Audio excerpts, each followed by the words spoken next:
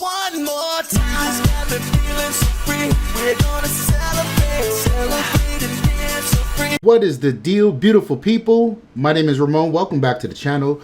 And today let's talk about a photo series that I constructed out in Williamsburg. So the vibe around this series, we were actually a bunch of the homies going to hang out in Williamsburg. And you know, in the winter times in New York, it gets pretty dark pretty quick. So this was it was a gloomy Friday to begin with, but then it was actually quite cold. And what I like about doing street work in the winter, there's a lot of clarity to the atmosphere. There's no real haze or humidity. So I think well, I don't know what I think, but I prefer this time of year to shoot my street stuff.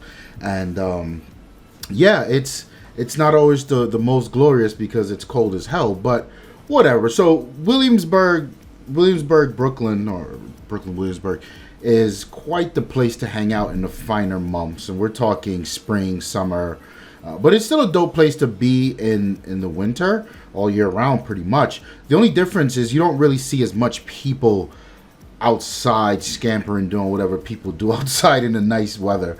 But there's still a lot to do in Williamsburg during the winter months. So I arrived about an hour and a half early, and the Fuji was in tow.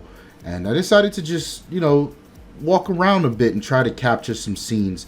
So the idea here was I wanted to capture Williamsburg in a very specific mood. I wanted to give it that eeriness, which is hard to do for Williamsburg because it's a very jump-in spot. But given the fact that it was a moody Friday night and the rain had just stopped about an hour earlier, there wasn't much people out. So I wanted to see if I can capture Williamsburg looking very eerie or unfamiliar to most. Because if you've ever seen Williamsburg, it's always a ton of people everywhere. So the time really helped with that. The cold weather really helped. And then there was really the last decision was to incorporate motion. I wanted it to still feel a little alive, but more so, you know, just give it a vibe. More, yes, there's some motion, some things happening, but I wanted it to feel like it's not a ghost town. So yeah, a lot more difficult to explain, but I think the images that I got out of this were very satisfactory to me. The technical side of it, the Fuji I chose because I wanted the film simulation to add to that vibe, and I quite really like the Fuji for street stuff. Not only the film simulations, but the tactile ability of the knobs on the camera. It's just my street tool of choice. So the settings, I don't know, the settings I went with, I was a little worried they wouldn't work in theory, but they ended up working very well. So the settings for the night was really a 3200. It was auto ISO with 3200 set to the max, and f6 was the aperture of choice, and I was going for 1 second on the shutter speed. And 1 second, I find between 1 to 2 seconds is usually where it's enough to capture the, you know, the motion of trails of light from cars and whatnot, but still be able to capture people walking at a nice speed, and people who not walking or who just standing, they're kind of frozen in place. I think the settings worked out quite well. The reason I was worried about an exposure of 1 second, a shutter speed of 1 second on the Fuji, is obviously because I don't have IBIS in the Fuji, and I've been so spoiled shooting with the Sony and shooting with the Olympus that I get kind of paranoid about not having IBIS. However, the kit lens that I have for my Fuji, which is the 18-55, does have stabilization on the lens. So that was actually a huge help. So you see in some of these shots, for instance, let's look at the one where the bus is now pulling up and you see people waiting at the bus stop.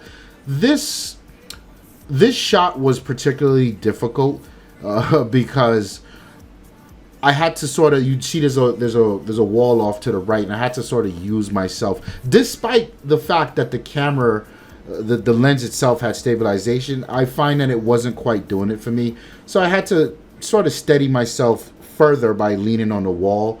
But I think the gist of it here was it came out pretty much what I expected. And then you go over here to the image of sort of Grand Street. This is one of the Bedford and Grand Street is one of the, I would consider, 4 main intersections in Williamsburg. And you get a lot of traffic coming down Bedford because it's sort of like a main road from the other side of Brooklyn. And here is where I could really, this is one of the shots I chose from this particular scene. Because there's a lot of traffic, so I get a lot of trails, and there's a lot of foot traffic. So here you see on the right side someone actually walking, and they're sort of blurred out, but you can make out that it is a person. So this is the exact vibe that I was going for, and I think that one came out quite well. Then there's the one of the bodega here, and bodegas are, Williamsburg is a place where gentrification hit hard. And if you were to listen to the stories about gentrification, how it came, you would not expect that there's still bodegas around. So here's a bodega. Here's why it was really my subject in this shot. And then you see the light trails.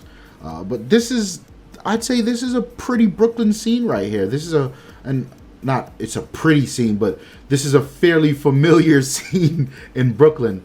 So yeah, the light trails weren't super pronounced, neither were they faint enough where you couldn't recognize them. So again, that choice of 1 second I think served me well. Here you see the cop car. I don't know if his car is a Jeep, really, the cop Jeep. And they're at the light, and then there's a bus floating by. So I think the white and the blue of NYPD cars always make for dope shots in the street. And I could have just taken this shot and it would have been fine, but I wanted motion. That was the key here. And yeah, I quite like how the compression of the focal length really equalized the planes of the parked truck, the truck at the light, and the light trails of the bus going by. So I was pretty happy with that one. Here we have a much more complex shot. You see that the traffic was going by. I think I actually bumped this one up to 2 seconds because I wanted to capture more than one vehicle in the light trails. And then you see the Randolph sign off in the top right. That's a pretty good brunch spot. And they've got like bottomless brunch. No need to tell you about the stories coming out of there. And here at another bus stop. So in the background, so the bus is actually pulling away. And this was an interesting composition choice. I went with a portrait orientation as opposed to landscape because there's a few things I wanted to create this sort of V composition. So you have the bus pulling away to the left, and there's that motion that I sought out to get for the night.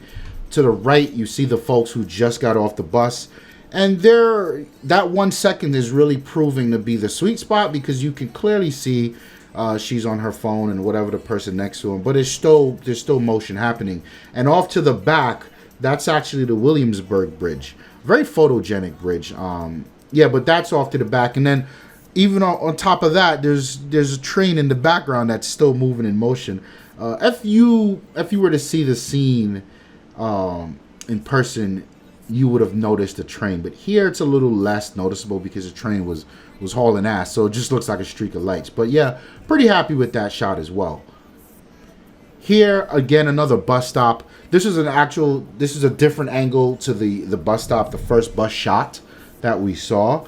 And the goal here was like I like this ad off to the right. I don't know what it was, but at the time I felt like it would play very nice to the film simulation mode and the overall color toning that I would have done in post, and it really does. It blends very well. And then shooting through the glass, you see the cars that are still driving by, and then on top of that, you see off to the left there's a gentleman, sort of I don't know what he was doing. I think he was looking at his phone. He was using Google Maps, and then he started walking. So I got him like kind of in between in between that his decisive movement. And then this brings me to the last shot of the series. This is a variation of that last bus stop.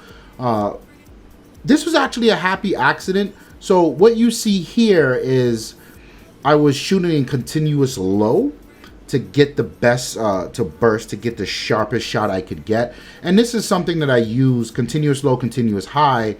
I use it in the absence of IBIS to get as sharp a shot as possible. So I'll hold it down and it'll, at 1 second, I'll hold it down for a few seconds and pretty much as fast as the memory card could write. And then I would go in and post and select the sharpest of the few. And that also gives me some flexibility to, I'll get different composures, well, different shots there with different light streaks. And it allows me some flexibility to choose the best of the scene. But here, this was literally the last shot of the scene, and I kind of moved the camera away to walk away in the last, I'd say, half a second. So it's got this really abstract look where there are light trails because it was a long exposure, but because I was steady for the first part of the exposure, there's still some structure, there's still some things in focus. I quite like this. I don't know what it is about it. Like I said, it was a happy accident. I think I would try to explore this concept a little more in the future. And I would increase the shutter speed from 1 second to 3. And I would aim to pull away at 1.5 seconds and kind of move the camera up and down, left and right, and see really what I can come away from a composition. But yeah, Williamsburg continues to be a dope place to shoot for me. I've been working on a project now for almost 3 years, and I go back to Williamsburg 6-7 times a year, and I just shoot. And the idea of the project was really to capture Williamsburg as it progresses, as it changes, because it is a rapidly changing neighborhood. But my thought process behind it is, in 15 to 20 years, when I look back on these images, it's going to be super fascinating, for me at least, to look and see, wow, this is crazy to see the changes in this place, this one place, from time to time to time. So yeah, I continue to go to Williamsburg and shoot, and I continue to, every time I go back, of course, there's new gear, and I have a ton of experience in between those periods, and new ideas come about and whatnot. So yeah, let me know what you guys think about this series of shots.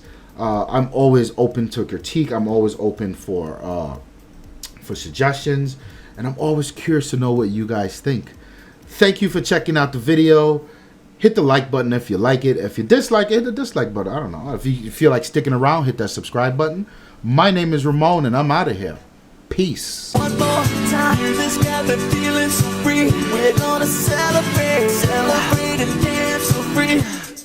One more time, this got me feeling so free. We're gonna celebrate.